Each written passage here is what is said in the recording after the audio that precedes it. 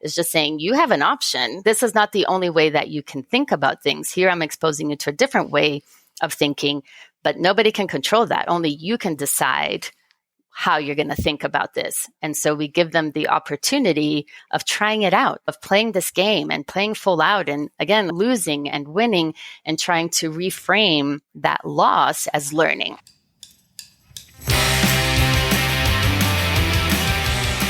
Hello, and welcome to the February 23rd, 2024 edition of the TriDoc Podcast. I'm your host, Jeff Zankoff, the TriDoc, an emergency physician, triathlon coach, and multiple Ironman finisher, coming to you from beautiful, sunny Denver, Colorado. Another couple of weeks and another spot of news related to rebranding in the world of professional triathlon. This time, the news is coming from the organization formerly known as the Super League, which as of about a week ago rebranded itself to be simply SuperTri. For those of you who might not be aware, the Super League has been around since 2017 and did a fine job of injecting some real excitement into multisport by being very creative around short course racing.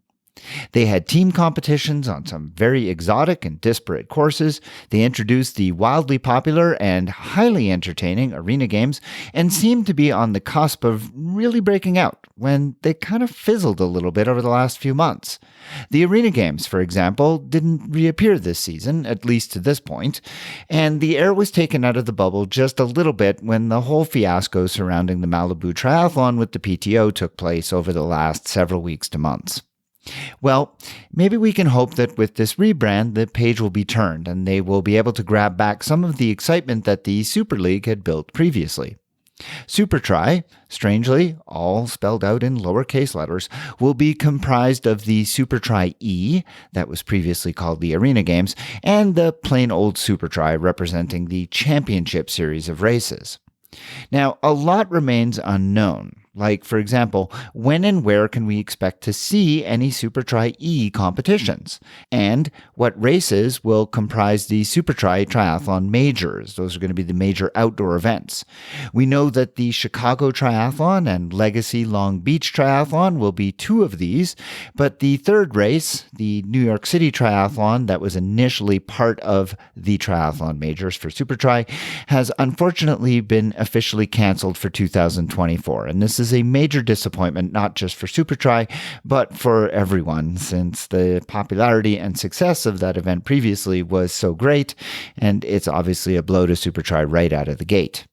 So, like the PTO with its T100 series that was released with a lot of fanfare and even more questions, we're kind of seeing the same thing with SuperTri, though in this instance, I kind of tend to have more faith that things will be sorted out and the ship will sail as intended, but time will tell. Again, for the sake of our sport, I hope that this goes according to plan. The Super League really delivered some pretty good excitement and some very entertaining races. I'm hoping that SuperTri will be able to follow through and do so in short order. Another interesting tidbit comes from our friends over at Ironman, who announced a new 70.3 race in Penticton, British Columbia, to run alongside the incredibly popular full Ironman at the same location on the same day. Like Ironman Canada, the swim will take place in Lake Okanagan, and the bike, it's going to be no joke. A single lap affair that does not involve a climb over Richter Pass nor up to Yellow Lake, it still features some 3,000 plus feet of elevation gain over the 56 miles. The run will then be a single lap of the Ironman course, which also features a fair amount of climbing itself, especially in the first half. The excitement about this event was pretty high on social media, and I think for good reason. Penticton is a beautiful setting for a triathlon, the community is incredibly supportive of the sport, and Ironman Canada has been a fantastic event for a very long time. Now, if Mother Nature cooperates and the Okanagan region is spared of forest fires, this could prove to be a new bucket list 70.3, but it is definitely going to be a tough one. Speaking of tough 70.3 events, for those of you who are signed up for the 70.3 in Coeur d'Alene, Idaho this June, Ironman is going to be putting on a Lunch and Learn webinar on March the 13th at noon Pacific, hosted by none other than me, your friendly neighborhood TriDoc. I'll be talking about the course, race logistics, and more. So if you or anyone you know could benefit from that, I hope that you'll use the link in this episode's show notes to sign up for that webinar and be sure to tune in. On the show today, the medical mailbag is going to tackle a subject that is pretty relevant for many of you listeners and even for Coach Juliet Hochman herself. And that is, how do we manage returning to training after illness? You see, Juliet was down and out with a nasty respiratory bug for the past week or so, and knowing when it's safe to get back to training is important if she or you want to do so in a way that maximizes your ability to train and minimizes the likelihood of prolonging illness. We're going to talk about a variety of common illnesses and how to best manage convalescence and return to training for each, and that's coming up shortly. Later, I'm joined by Cristina Ramirez. Cristina is a 3-time Ironman athlete who is a best-selling author of the book Empowered by Discomfort. She also teaches an Empower Fit curriculum to school children that helps teach growth mindset to kids by leveraging running games. She has also co-founded an organization called Thumbs Up International that pairs adaptive athletes with able-bodied athletes to allow for pairings to compete and complete endurance events. Cristina is a real dynamo, and I know that you're going to enjoy hearing our conversation that's coming up in just a short bit. Before all of that, I want to take my customary moment to thank all of my Patreon supporters of this podcast who have decided that for about the price of a cup of coffee per month, they could sign up to support this program and in doing so, get access to bonus interviews and other segments that come out about every month or so. Those bonus episodes are available on a private feed for all of my subscribers. Plus, for North American supporters who sign up at a $10 per month level of support, they receive a special thank you gift in the form of a BOCO TriDoc podcast running hat. So visit my Patreon site today at patreon.com/TriDoc podcast. Learn how you can become a supporter and sign up so that you can get access and maybe this cool gift as well. And as always, a thank you in advance just for considering. Juliet Hochman has joined me once again. Juliet, how are you doing? I'm great. That's an enthusiastic hello. Thank you. I'm always enthusiastic to see you, and I'm enthusiastic, of course, because if Juliet's here, that means it's time for the medical mailbag, that segment of the program when we are here to answer the questions that you, my listeners, have, or, as might be the case in this particular segment, my co-host Juliet has, that we're going to try and parse out for you to understand the different things that come up. What are the things that we should be doing? What are the things we should be using in order to make our training, racing, and recovery better? So, Juliet, what's the question that you have for the medical mailbag? Well, my timing on this is perfect because I know you just wrote an article in Triathlete Magazine about this. And I know that we both get this question from athletes all the time.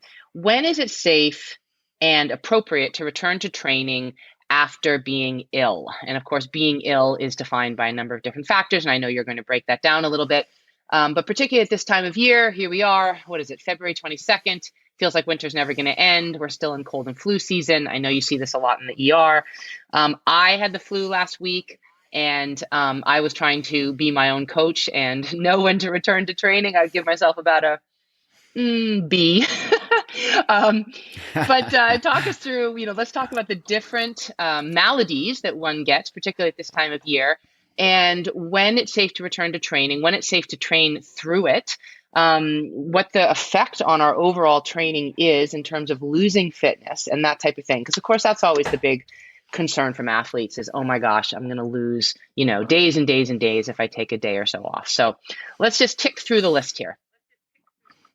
Yeah, for us as endurance athletes, illness is more than just a pain in the butt of feeling under the weather. It's a huge disruption, right? I mean, here we are. We have our highly scripted routines. We have our schedule that we work so hard to put together, that our coaches work with us to try and fit into our lives. And then all of a sudden we can feel it coming on. We get that scratchy throat. We start to feel under the weather, and all of a sudden everything is laid waste.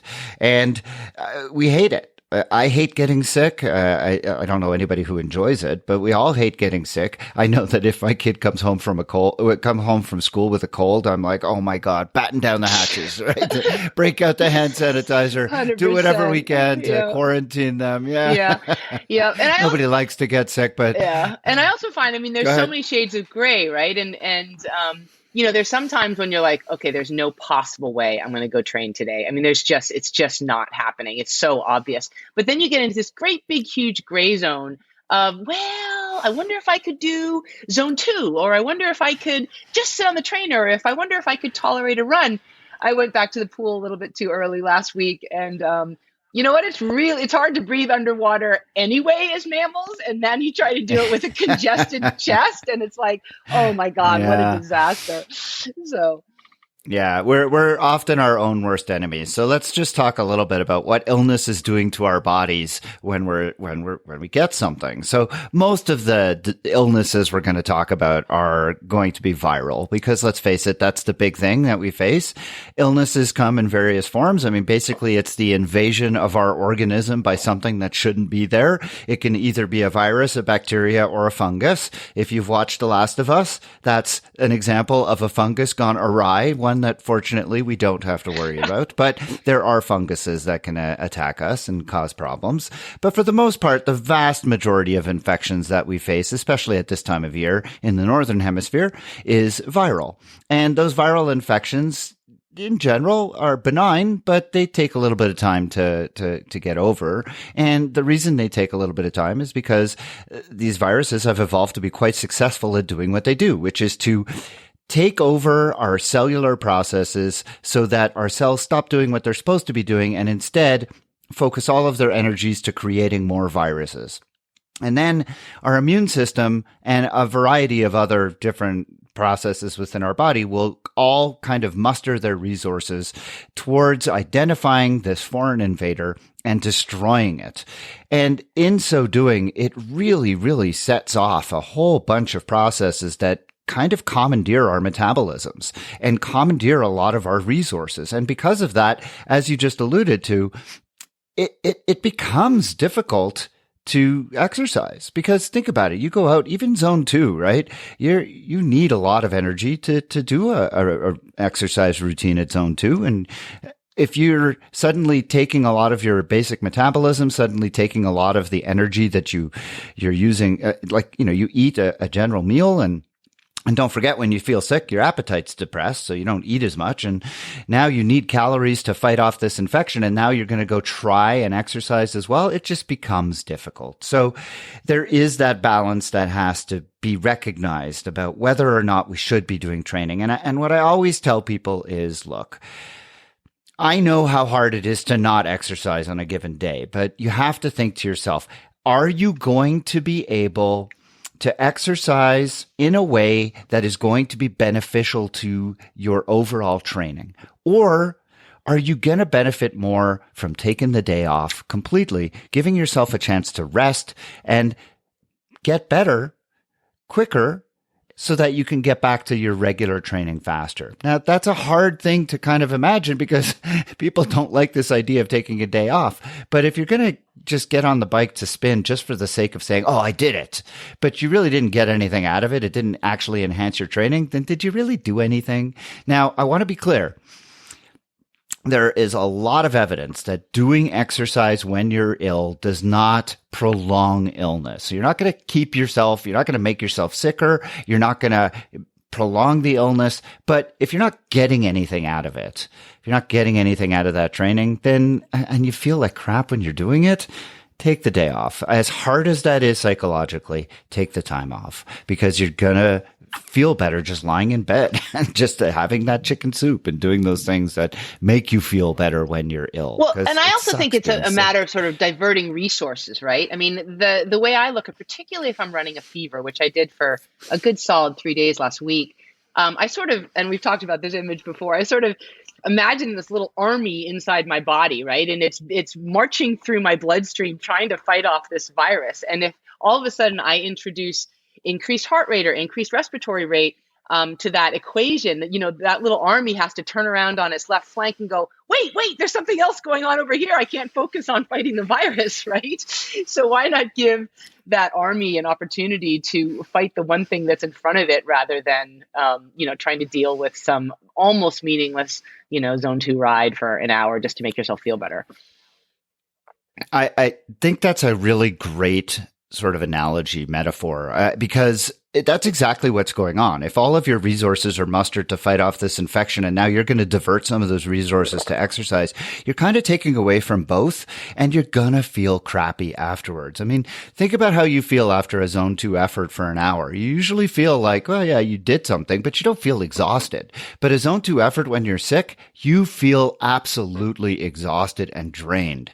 And it's not because the effort was so much harder, but it's because you didn't have the resources at your disposal that you normally would, because those resources were taken up fighting that illness, exactly the way you just described. So I think it's a really, really good analogy. Now, the other thing, you mentioned fever, and we're going to talk about some specific illnesses, but there is a pretty reliable guidance that's been provided through the years, and it's called the neck check. And it kind of applies to a host of different illnesses. And it talks about whether or not it's safe to train through illness. And physicians have said for a long time, if you have symptoms that are confined to or above the neck, then you're okay. So if you have a runny nose, if you have nasal congestion, if you have a sore throat, then you're probably going to be okay to train as long as you stay within that effort zone where you don't feel like you're overdoing it. And that takes some discipline. But if you have systemic symptoms, anything below the neck, if you have fever, if you have sore muscles, which we call myalgias, if your heart rate is high, if you're having gastrointestinal symptoms like nausea or vomiting or diarrhea, well, that's more concerning. And in those situations, then in that case, you know what? It's really not so safe to continue. And so at this point, we should probably turn to individual types of illnesses and talk about when it's safe to train through them, and if it is or if it isn't, how you should kind of return to your normal training afterwards. So which illnesses should we start with here? Let's talk about, the common one we see right now is sort of cold, flu. I know those are two separate categories, but that's what we're seeing a lot of still in mid-February. Absolutely. Absolutely. So I think respiratory illnesses, of course, the most common thing we see. And I was told my mom, when I was growing up, she put on a hat. You're going to catch cold. Make sure that you bundle up. You're going to catch cold, right? And the reality is that we don't catch a cold by going outside when it's cold. The reason that respiratory illnesses are so prevalent in cold weather climates is because we're spending more time indoors. We're spending more time indoors close to other people. And so viruses have a chance to jump from person to person. In the summer, when we're outdoors and, the wind is blowing around us, we aren't in as close quarters. We aren't in confined environments, and actually respiratory illnesses go down. So it's called the common cold because it happens during cold weather, but it has nothing to do with your body temperature, nothing to do with whether or not you wear a hat. So, I love telling my mom how she, persecuted me as a child. So this is just one other way. Made me spend all that time bundling up when I didn't have to. But you should bundle up anyways when it's really cold. But I digress. Okay. So common colds caused by a variety of different illnesses. We've all become familiar with the term coronavirus. Well, the coronavirus, of course, the specific coronavirus that is referred to as COVID is a very specific one, but there are a host of other coronaviruses that cause common cold. There's also the syncytial viruses. There's the respiratory syncytial virus, which is RSV, which everybody also knows a lot about right now. But there are a variety of those. There are the adenovirus. There's just tons of them. And that's why we catch so many common colds, because there are so many of these viruses out there. Now, if you're like me and you've been working in medicine for as long as I have, you've caught so many of them during medical school and residency. When my kids come home with something, I'm actually a lot less likely to catch it because I've probably been exposed at some point. But also, I don't really know if it matters what we call, if we have to name every single different virus. I think for many of us, it falls into the category of, is this a NyQuil illness or is this a non-NyQuil illness? Yeah, that's fair. That's fair. And the severity of the different illnesses has nothing to do with the virus, but rather how your immune response to that virus, because all of the symptoms we get from a common cold is partly related to the virus itself and how it commandeers your respiratory cells, but most of it has to do with how your immune system then responds. Okay, so what happens is virus gets into your the cells that line your nose and your throat, and they start causing all of these symptoms of runny nose and congestion and cough and sore throat and all of these things. Generally, it lasts about 5 to 7 days. And as I mentioned earlier, using the neck check is a very reasonable way to determine whether or not it's okay to train through a respiratory illness. So if you're not having fever, if you're not having myalgias, if you're not having any real systemic cough or anything like that, then yeah, you're probably okay to keep going. If, however, you're having any of those other things, it might mean that you have a more serious viral infection. The one that we think about most of the time is influenza. Now, Juliet, you just, you sort of lumped these things together and said cold flu. And that is a very, very common thing that people say all the time. I see people coming all the time with a cold and they say, oh, I've got the flu. The flu generally refers to infection with the influenza virus. And influenza comes in two forms. It's influenza A and influenza B. Influenza A is the seasonal flu that changes every year. And that's the one that we have a vaccine for. The vaccine is of some limited efficacy, but it does help if you get it, because if you've been immunized and then get infected with the virus, we know that immunization protects you against more severe illness and also protects you against spreading it to other people. So plug for the immunization. That being said, if you do get influenza, it is really, really not fun. It is a very serious, cold. It's going to knock you on your butt. Very serious myalgias, very, high fevers. It's not fun. If you can avoid getting influenza, you really want to try to avoid it. And that's why I get vaccinated every year, because I don't want it and I'm exposed to it all the time. And if you have the opportunity to get vaccinated, I strongly encourage you to do so. If you choose not to, or even if you are, anytime somebody has it, you want to try and keep yourself away, because it is a very contagious thing. That being said, if you have influenza, you're not going to feel like training through it, and you really have to take some time to recover. That one is going to take about 7 to 10 days to really run its course. And then once it's run its course, you're going to need a little time to get back to things. So with all respiratory illnesses, we talked a little earlier about this fear of losing fitness, this fear of losing your ability to train. Well, we know through fairly abundant research that the duration of time that you've been training consistently leading up to illness has a big impact on whether or not you lose fitness when you take a break. And it's also, the other thing that plays into that is your age. So unfortunately, someone our age, we could take less time off before we start to lose fitness. But even for people our age, as long as you're training fairly consistently for months and months and months, getting sick, taking a week off, you will only need about 7 to 14 days to get back to exactly where you were before you were ill. So taking that time off should not be seen as a major, major impact on your overall fitness. And people need to be aware of that. It's important. Yep. 100%.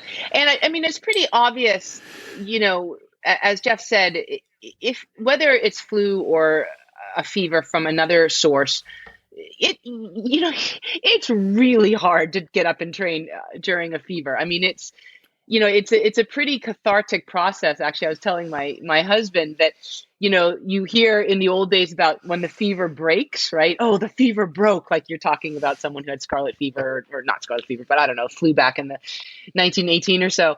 And you could almost guess what your temperature is going to be when you go from 101 or 102 to something normal. You're like, oh, now the fever's gone. And then you're like, oh, I can move around again. But it's pretty obvious before then. Yeah, I'm not doing anything besides walking the dog around the block today. And even that is hard. Yeah. And fever is cyclical with influenza. With a lot of illnesses, fever is cyclical. And just because your fever breaks, you shouldn't take that as, and I 100% agree. I mean, when your fever breaks. I mean, sometimes it's accompanied by a sweat, sometimes, but you feel it. It's amazing. That switch just flips. Yep. And you'll feel instantly so much better, but that's not that should not be taken as, permission. Oh, I'm going to go train now because my fever broke, because fever is cyclical. It doesn't mean the illness is gone. It just means that you're now into that period where your fever is going to be gone, but it's very likely coming back for another round. So don't go and just, do something crazy like swimming, especially. Well, really that's exactly what happened. Yeah. Fever broke Wednesday night. I was fine. And then Sunday I went to the pool. Sunday night I had a fever again. It was like, I guess I should have called you, Jeff. Yeah. And again, the swimming didn't cause the fever. It's just that the illness is cyclical like that. And I don't know. For me, when I'm sick, I do not want to swim. Right. I don't like the temperature changes and the water. Yeah, I just don't like it.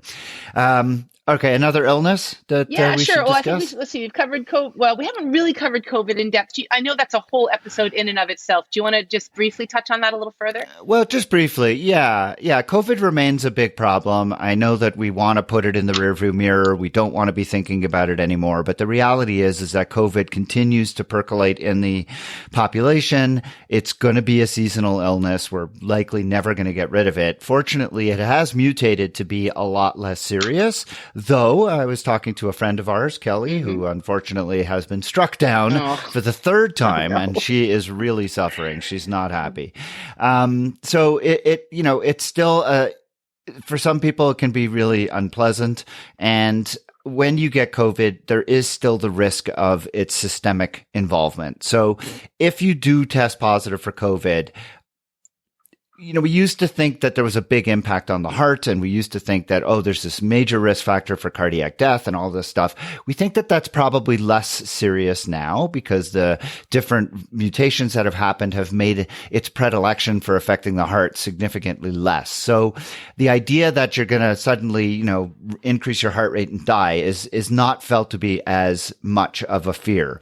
That's not to say it's zero. There's still thought to be some potential risk because COVID does affect pretty much all the tissues in the body. So if you test positive for COVID, the advice remains to stop training completely until 7 days after the first test, or until at least 24 to 48 hours after all your symptoms have resolved, whichever one is longer.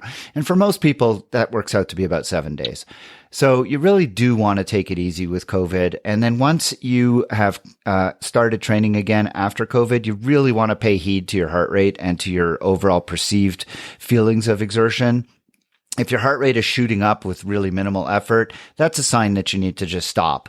Stop training, give it another day or two, then come back and just watch your heart rate. And what you'll see is certainly what I found when I had COVID was I needed an extra week or so before I could really train at zone 2 with a zone 2 heart rate. And then I would start increasing the amount of effort I put in. COVID is one that unfortunately, if you get it, you're probably going to need a longer kind of transition back into training. But some people get lucky. Some people don't have any issues. If you do have serious COVID, if you have COVID that is like, if you have an underlying illness like asthma and you get COVID, you're probably going to want to speak to a physician about possibly getting further testing before returning to training. But that's going to be an individual decision. And again, the risk of heart involvement is significantly less now. The one thing I do want to mention is long COVID. We don't know how often this is happening, but it is still happening, and it is still happening to a fair number of people. And long COVID is simply defined as COVID that has symptoms that it last for like 2 weeks or longer. So the illness has gone away and you're still having symptoms of usually fatigue, but sometimes it can also be things like muddled thought or things like that. And if it lasts for 2 weeks, then that's considered long COVID.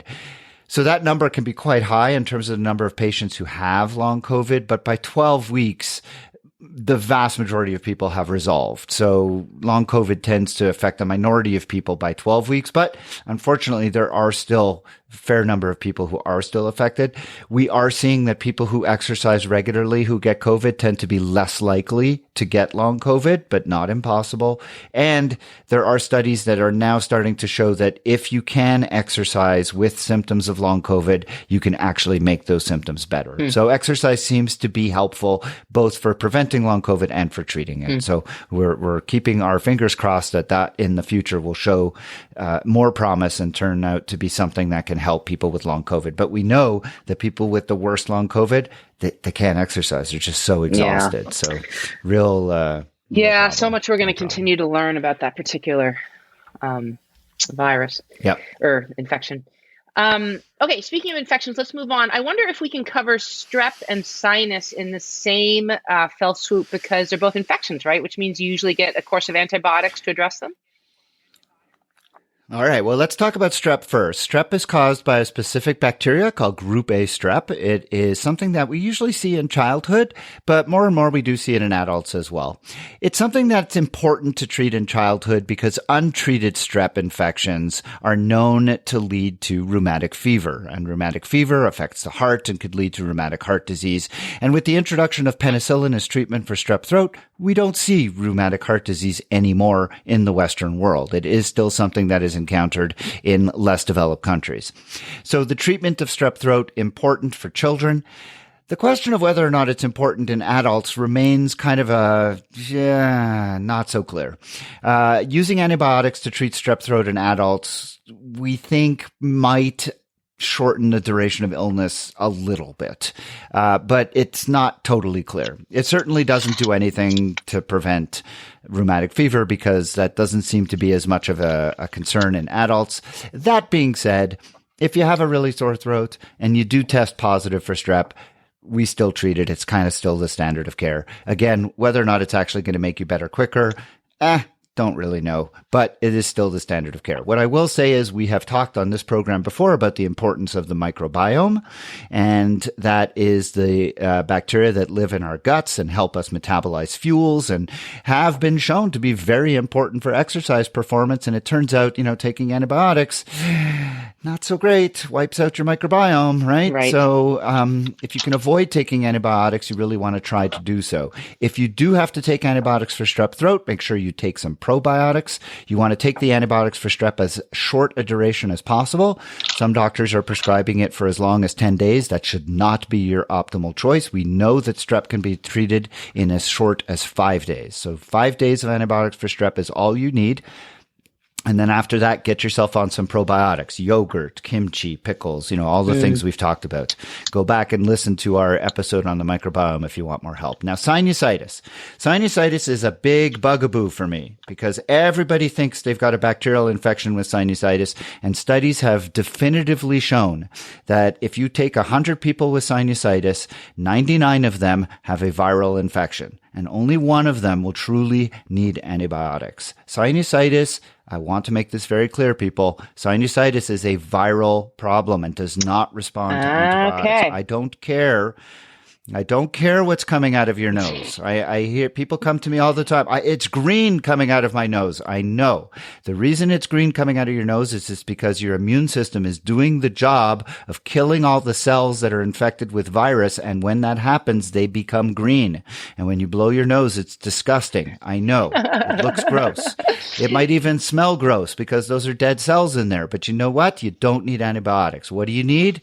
You need Afrin. You need something that's going to open up your nasal passages and relieve that pressure and let all that gunk come out. But please, if you feel like you have a sinusitis, which is just inflammation of the lining of the nose, usually from a viral infection, think long and hard before you go to get antibiotics. Because again, you're wiping out your microbiome because sinusitis has to be treated for 14 days of antibiotics, and that is no bueno. Number 2. You don't need antibiotics, so don't ask for them. Number 3, you don't need antibiotics, so please don't ask for them. I don't think I have anything else to say on sinusitis. It's a bugaboo for me because people have been conditioned. It's like bronchitis. Right. There's this sort of like thing in the ether that bronchitis is somehow a bacterial infection. Bronchitis is a viral. In fact, people cough when you get a cold. It is very well known that it irritates the the bronchioles in our lungs and it makes us cough. That's called bronchitis, but it's viral. And yet there are physicians out there who will prescribe antibiotics that are unnecessary, and it makes people have bigger problems, and that it wipes out their microbiome and causes other problems. So bronchitis, sinusitis, you don't need antibiotics. Treat them symptomatically and you'll be much better off. Everybody and you got can train that? through them.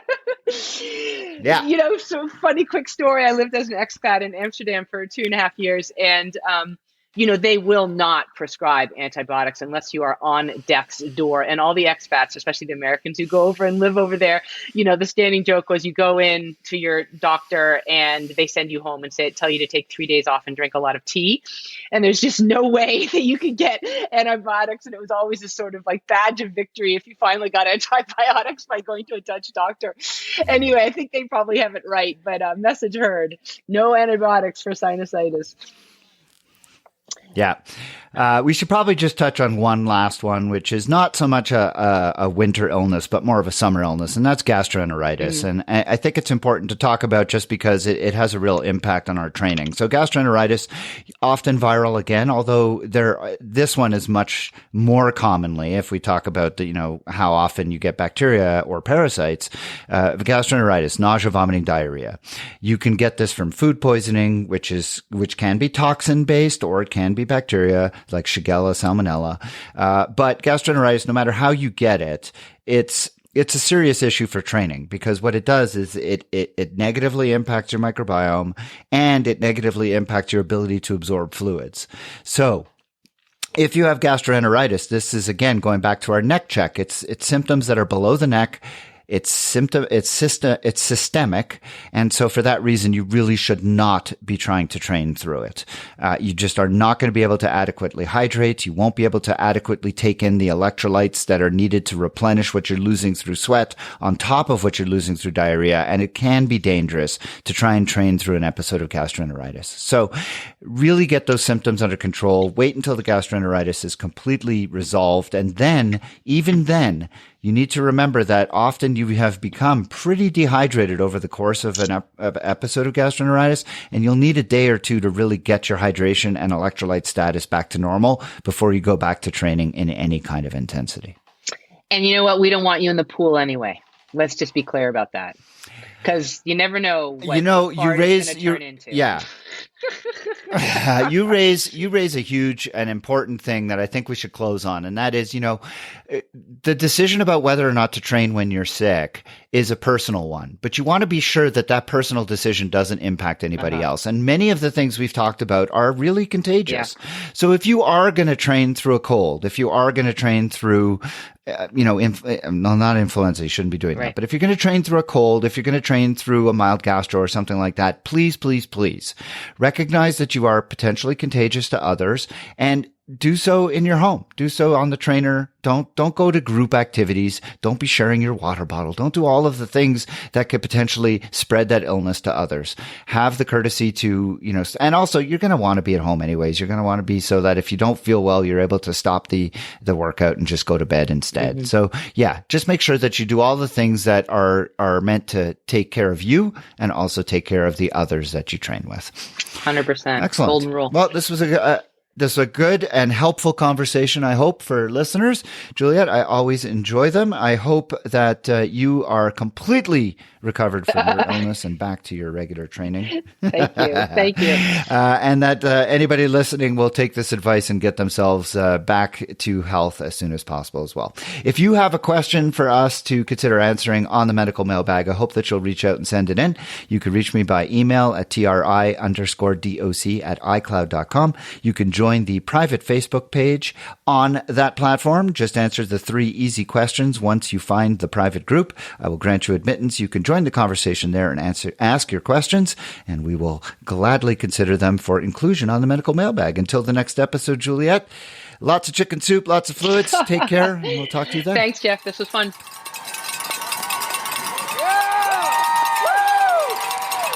My guest on the program today is Cristina M Ramirez. She is a 3-time Ironman athlete, a serial entrepreneur, and the best-selling author of the book Empowerment by Discomfort, bringing her empowerment curricula to audiences everywhere, from children to corporations.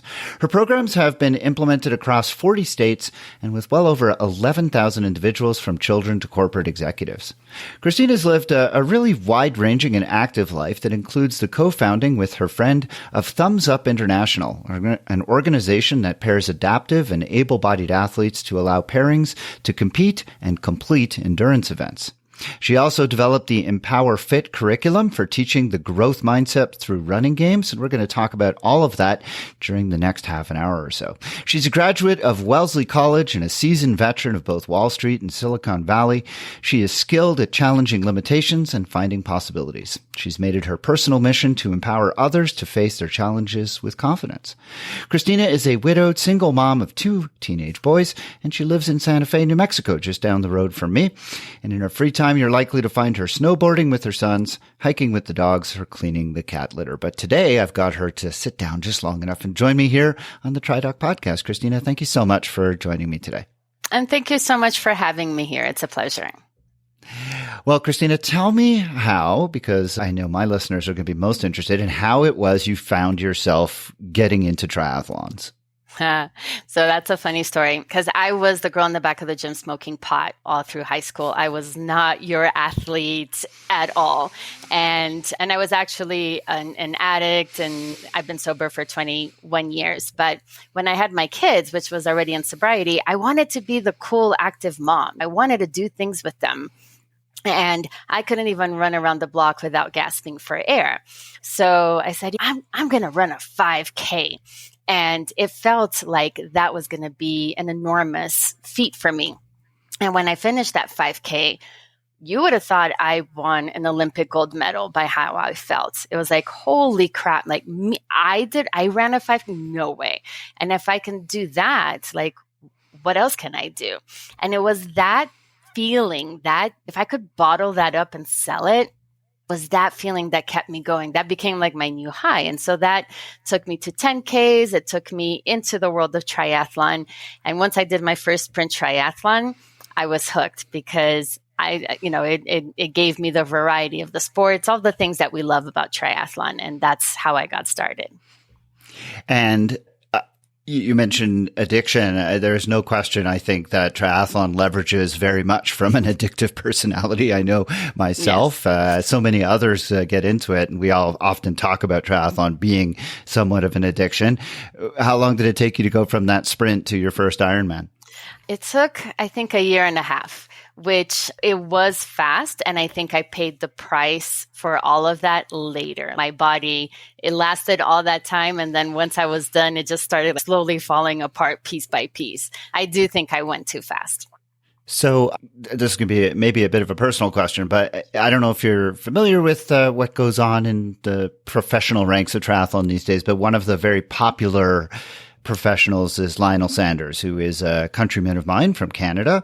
And he is very, very open with his story of addiction and redemption through sport. Mm-hmm. He is incredibly successful at the Ironman and half Ironman distances and pursues the sport with a ferocity and with a very single-minded determination that kind of shows you how he has that very addictive personality. And I, for one, have wanted to get him on this program for many years, partly because I'm a huge fan, but also because I've wanted to ask him as a physician if he worries that once he steps away from the sport, if that addictive side of his personality is going to manifest itself again in some potentially more destructive ways. I wonder for you, as you transitioned from addiction, went into maybe triathlon as a substitute and then came out of triathlon, did you ever find that addictive part of your personality rearing its head again? And if so, how did you satisfy it? Well, I think the addictive part of my personality just makes me focus on things, and I will do that always, whether it is triathlon or my business or parenting or whatever it is that I do. If I sign up for it, like I'm going to do it with gusto. And I think so instead of it, seeing it as a hindrance, as something like, oh my gosh, I have to feel this void. I don't feel that at all. I feel like my life is full, but I use it to my advantage that whatever it is that I'm going to do it obsessively. But I don't feel like, I don't feel it as a negative. I feel it as a positive, like it's something that I can harness. And the endorphin rush that you would get from physical activity, have you replaced that with something else? I mean, I still do physical activity. I just don't race triathlons. So I race in snowboarding, which is pretty funny because I'm actually very slow, but I love it. So I love being on the mountains in the winter. And then in the summer, I do less, but I go hiking. I have other outlets for that, for sports. It's just not racing triathlons. You find it somewhere else, of course. Mm-hmm. So tell me about Thumbs Up International. That is an organization that I looked into a little bit before we had a chance to get together here, and I think it's fantastic. Tell me how that came to be and what your involvement was. So it actually started when I was my first Ironman. It was Ironman Florida, and I thought I was such a badass for being there. So I was like on the beach. I was like, oh my God, I'm so ready look at everything that I have accomplished, feeling really good about myself. And then next to me was this woman who was blind. And so she was tied to her guide and she had never swam in the ocean. And this is Ironman Florida. It's like it's an ocean swim. And I was just floored. I was just like, oh my, like what bravery of this woman to be doing that and of the guide. And I kept seeing them across the course. And I don't know how to explain it. I just know that in that moment, I knew that I was there so that I could do this for somebody else because I never had an issue. I never had a flat. I never had a bike accident. Like I was always healthy. Like I got to Ironman Florida on this little cloud that just took me from point A to point B. So I got back to Miami and I was like, all right, well, who can I do a triathlon with? And at that time, there weren't that many people that did that. And I got connected to my friend Carrie Grusin, who has an incredible story. And she's a daredevil. Like she's done shows like scuba dive with sharks. She was a competitive sailor and she's quadriplegic. So I asked her if she wanted to do a triathlon with me, and she said yes. And I told her that I have no idea what we're doing. She's like, doesn't matter, we'll figure it out. And we did, and we just figured it out, and we did the South Beach Triathlon. And oh my God, so many people came out of the woodwork to help us because we needed help, but also because there were so many people that wanted to help. And I realized there's a need here. Like there's so much desire to do this. Like, why is it always me? Why is it all, because we did a bunch of other races. I'm like, I'm the lucky one that gets to do this, but all these other people that want to help can't. So we founded Thumbs Up, which her signature move is a thumbs up, as a way for other people to be able to participate and to other adaptive athletes to participate. And now you'd be hard pressed to find a race in Miami that does not have at least one pair of adaptive athletes. And also kids pushing kids, like it's beautiful. And I'm no longer involved. I've been away for a time, but they really do amazing, fantastic, inspiring work. And are they just in the Florida area or have they spread out? Because the name international suggests they might be somewhere else as well. I think that's the intention. I don't think they have gotten there yet. But Carrie, like I've lived overseas most of my life. Carrie has traveled all over the world as well. So I think it's something that she really would like to do. That's terrific. And did you get to do any races longer than short distance, or did you do an Ironman together, or was it mostly the shorter distances? No. So it's a great story of letting go, right? Because I started this and that race was really hard for me. Remember, I was the girl in the back of the gym smoking pot. Like I was not your standard athlete, and she is super competitive. She doesn't just want to finish, like she wants to win. And I'm not that person. Like I'm a back of the pack athlete. So I paired her up and she met all these other amazing athletes. She's actually has 2 world records for an ultra Ironman, I think it's called, and for Ironman as well. I can't remember specifically what her world records are, but with an athlete, her name is Karen, who is way more qualified than I am to do those things. I can't. That's not me. But letting her go and seeing that she wanted to do these things that I couldn't take her there was a real lesson in humility and letting go for me. That's fantastic. Well, tell me about Empower Fit, because clearly that's something where you didn't let go, but you actually picked up the reins and did it. So tell me what Empower Fit is all about. Sure. So after I finished and Lake Placid. I went back home and I had quit my job as a teacher, and I needed $600 to pay for my kids' music lessons. And it drove me bananas that here I was, like, having done 3 Ironmans, and my kids were just not into running. Just not. They're music kids, and they still are. They're teens and they go to art school. So I thought that if I got their friends running, that maybe they would run too. So I went to the principal and I said, hey, can I do a little run club after school and I'll donate a percentage of my profits back to the PTO? She said, great. I said, great. And I had about 20 kids, and I took them to do a 5K. And guess what happened at that 5K? The same thing. Like these are like first and second graders, like running. They cried the entire race. But the last, like, they complained. They're just like, I hate this.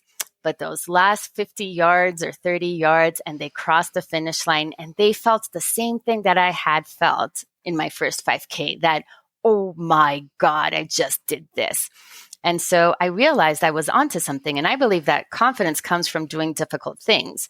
So I created a curriculum to teach, to have that feeling, but inside a class without it having to be a race. So I developed these games that were challenging and that were difficult, but the kids were supported so that they could ultimately be successful.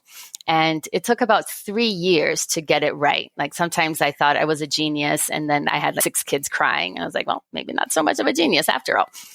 But now we got the curriculum, and it's called Empower Fit, and we've coached, like you mentioned, like well over 11,000 kids with that curriculum, empowering them. So what does the curriculum involve? I mean, obviously it's more than just learning how to run a 5K. What are you're obviously doing something at the same time as you're training them up. So what is it that you're doing? Sure. So it's all game-based, right? And we have some empowerment principles, and we match them to a running skill. So I'll give you an example about positive attitude.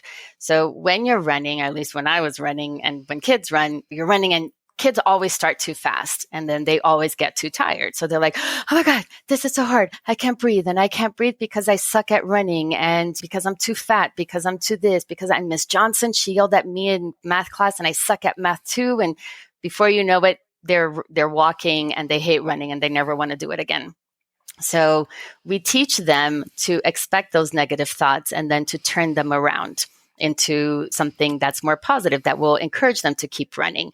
So we have this game of tag, where we have positive thoughts and negative thoughts, and the negative thoughts have to tag the positive thoughts, but they can't run away. They've got to take them, and then they've got to pass it on to somebody else.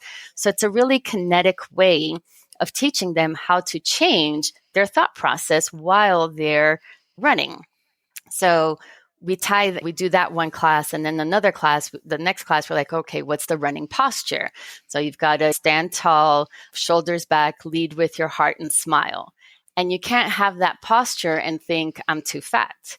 So we start tying the mental, the growth mindset part of it to the physical aspect of running. And we have 8 weeks of that. And we cover things from how to speak to yourself, competition, how you're not competing against the other person, because kids don't like kids now, they don't like to compete. They're afraid of competing because they're afraid of losing. And so we try to say, you're not competing against the other person. You're competing against who you were yesterday. And we turn everything into a race, and they always win and they always lose. They lose a lot. And that's the point. So that's how we kind of intertwine those things. Does that make sense? Yeah, absolutely. It makes sense. And do you tackle the fixed mindset at all? Do you even broach it as a subject of something? Because I'm sure within your groups, you're probably coming across kids who have fixed mindsets, and you probably want to have the conversation of, look, this is where you're at. This is where we'd like you to be. Do you tackle it, or do you just only expose them to growth mindset principles and hope they're going to get there on their own? Well, it kind of depends, because we work from 2-year-olds all the way up. So you're not going to talk to a 5-year-old or a kindergartner about this. But the older kids, like middle schoolers, we talk about that a lot, and but ultimately how they are in control of how they choose to see themselves in the world. So it's not so much saying it's like, well, right now you're here and we want to get you here and this is the plan. It's just saying you have an option. This is not the only way that you can think about things. Here I'm exposing you to a different way of thinking, but nobody can control that. Only you can decide how you're going to think about this. And so we give them the opportunity of trying it out, of playing this game and playing full out and again, losing and winning and trying to reframe that loss as learning. Did you develop this on your own, or did you have input from other people to help you? Because it's really fascinating. Thank you. No, it was on my own because I would just do it in the classes. I'm a teacher. I love this stuff. I love making up games. So some coaches, I had like young coaches, basketball players or whatever, and they would come up with, well, we could try this way or we could do that way. But there wasn't like, this is a team of experts that is coming to blah, blah, blah. It wasn't like that at all. And the empowerment curricula, is that basically just learning the skills or the strategies that are taught in this? Yeah. So we have 8 different themes that we teach. And again, everything from the way you think to competition to community, integrity. And a lot of our kids repeat, it's an unofficial number, but it is like over 50% of our children do it at least twice. So it's just, again, like it's embedding this way of thinking into who they are. And by doing it through running, which is not necessarily easy, right? It's something that demands something of you. I think that those lessons are embedded in a much more significant way than you learning from a teacher in a classroom.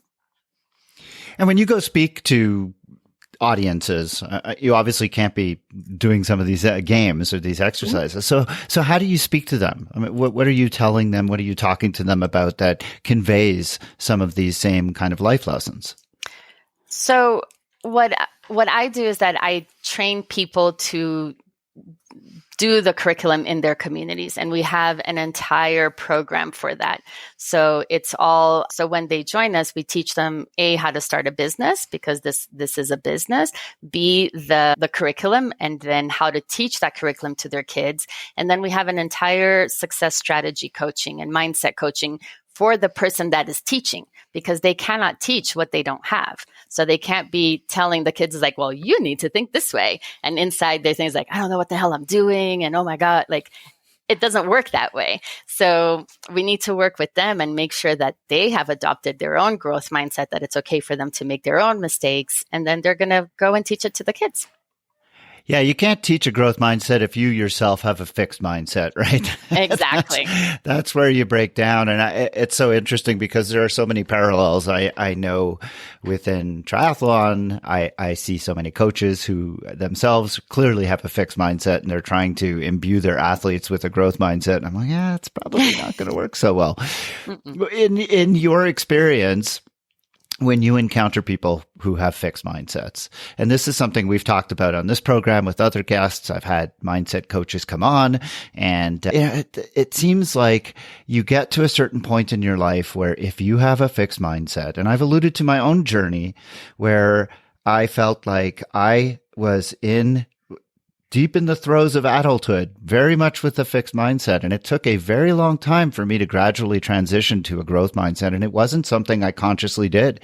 It just kind of happened. I wasn't even aware of the terms, but it was only once I learned of the terms that I could look back and sort of see, oh, yeah, I had a fixed mindset for the longest time. And it was only once I got to a growth mindset that I was able to really see my own abilities and my own successes in sport change.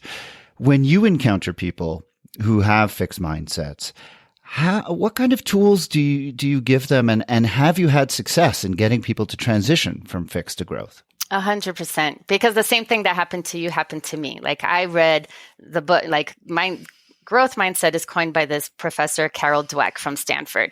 And she wrote the book called Mindset. And it's a really boring read, but I'm a nerd and I loved it. And I was reading it and I was like, oh my God, if you saw in the dictionary a definition of fixed mindset, my picture would be next to it. Like that was me.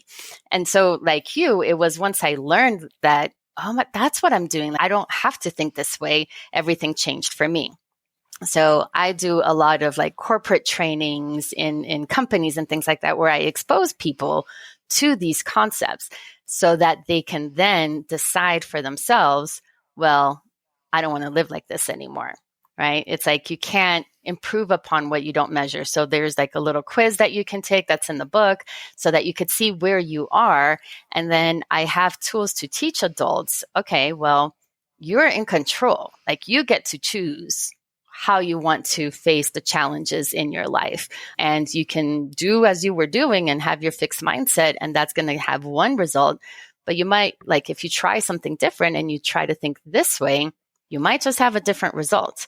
But ultimately, the power, like, I want to empower somebody to make that decision and to make those choices and to make that change for themselves. Otherwise, it's not going to work and it's not going to be lasting.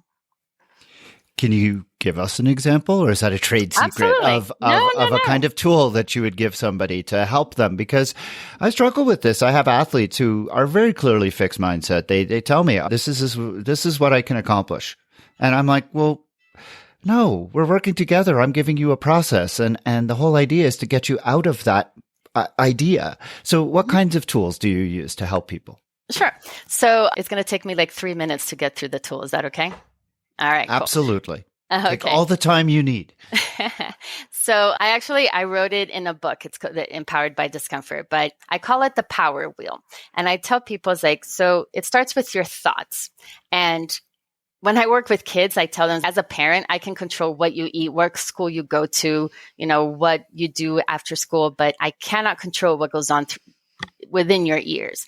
So that's power. And that's a power that a lot of us don't take for ourselves. We give it to other people. So it starts with your thoughts, and then it's your words. Your words are just your thoughts expressed. So nobody can make you mouth, I suck at running, or I cannot run more than this. Nobody can say that for you but yourself. And that's power.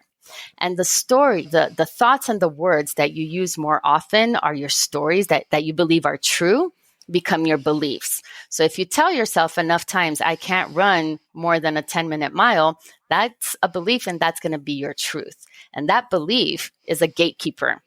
It's going to either empower you to take action, or it's going to hold you back from taking action. Both are viable options, because inaction is another form of a decision and of action. And that action is going to have a result, and that result is going to reinforce the thought. But it starts with the thought. So I can spin this wheel in a positive direction, right? And I can say, well, I'm getting better at running. And my belief is maybe it's really hard for me, because it is, but I'm getting better. And I have a coach, and I have the skills that I can possibly do better than what I'm doing now. If I have that belief, I'm going to go to the track, and I might push myself a little bit more on that 400 by 400s or whatever exercise you're going to do, right? Because I have that belief that there is the possibility to change. And then that's going to give me different results, which is going to reinforce the thought is, okay, running is difficult, but I'm getting better. But ultimately, or I can have is, no, I suck at running. My body wasn't made to run, and I'm never going to run more than, I don't know, I keep using a 10-minute mile.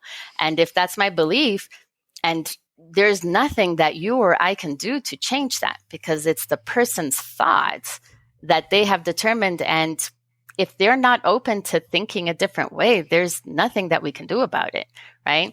But we can show them that if they just change their thought and just give it a try for one session, like just in this session, try to think a different thought, and the wheel is going to spin in a different direction. So begin with thoughts, translate that to words. Those words become beliefs.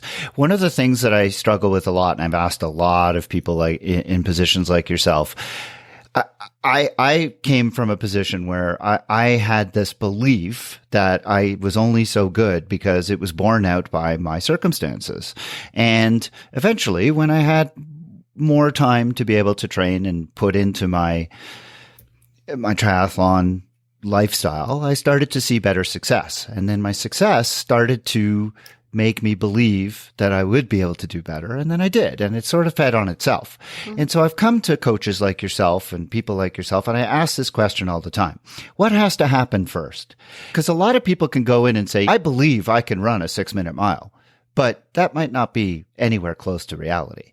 Mm-hmm. So what comes first? Does the belief begin by having a success, or Because you can have success without believing it, and all of a sudden go, wow, I did so well. Now I'm going to believe going forward that I can do that well. Or do you have to believe that you can achieve things and then maybe not quite achieve what you thought you could, but you still have this belief going forward and you're going to do great things anyways? Like which, you know what I'm saying? Like I struggle with this a lot and how to teach my own kids. How much belief do you want to have? Yeah. So my answer to that is it's both and. I don't think it has to be an either or. So, and it's actually one of the lessons that we do in run clubs. So we tell the kids, okay, you have 2 minutes. How many laps do you think you're going to be able to run in 2 minutes? And then you have the kid that says, I'm going to run 1,000,000 laps in 2 minutes. And then you have the kid that's, I'm going to run 2. And you have everybody in between. And their guesses are based on nothing because they've never done it. So then they run the laps, and the kid that said that they were going to run 1,000,000 miles maybe ran 10, and he's like, okay, so maybe it's not going to be 1,000,000 miles. And the kid that ran 2, that said 2, probably ran only 2, right? So you have to dance a little bit between like experience and thoughts, and it's not like thinking that, well, I have to have this thought so that I can do this thing is a little bit of that fixed mindset because it doesn't allow you to change. Whereas every time that we go out there, for every practice that we have, for every experience that we have, that goes informing our beliefs and it goes informing who we are. And from that space, we can make better decisions. But if we're at least open to knowing that we can change from a 6 mile that's not realistic to a 10, or from a 10 to a 6, being able to play with the thoughts and the actions and kind of go molding that to get to where you want to be. Does that answer your question? It really does. I really like that. It's like having this belief, but also allowing for that belief to be molded by reality. And yeah. I think that really does answer the question. Well, Cristina, I can't thank you enough for a fascinating and wide-ranging conversation. This was really terrific. Cristina is herself a 3-time Ironman athlete, reformed somewhat, but still staying active and doing what she can. She's the developer of the Empower Fit curriculum that we've been talking about quite a bit, and she's the best-selling author of the Empowered by Discomfort book that talks about her curriculum and about the growth mindset that she tries to give to kids all across the country. Cristina, thank you so much for being here on the TriDoc podcast today. I really enjoyed our conversation. Likewise. Thank you so much for having me.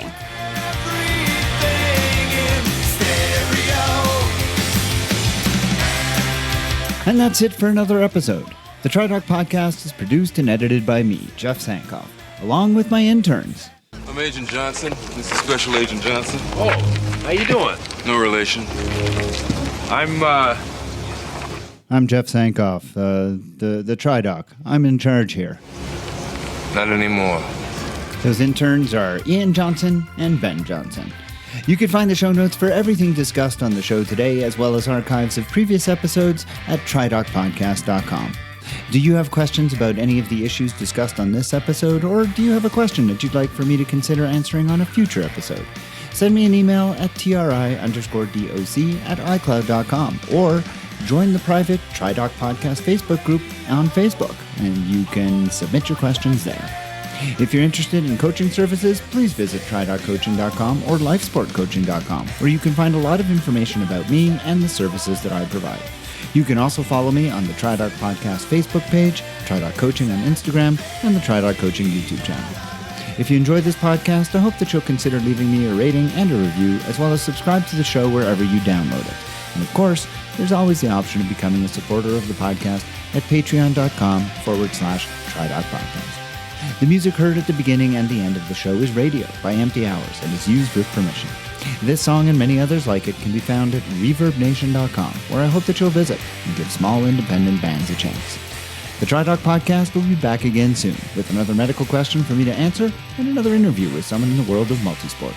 Until then, remember 1121 and train hard, train healthy.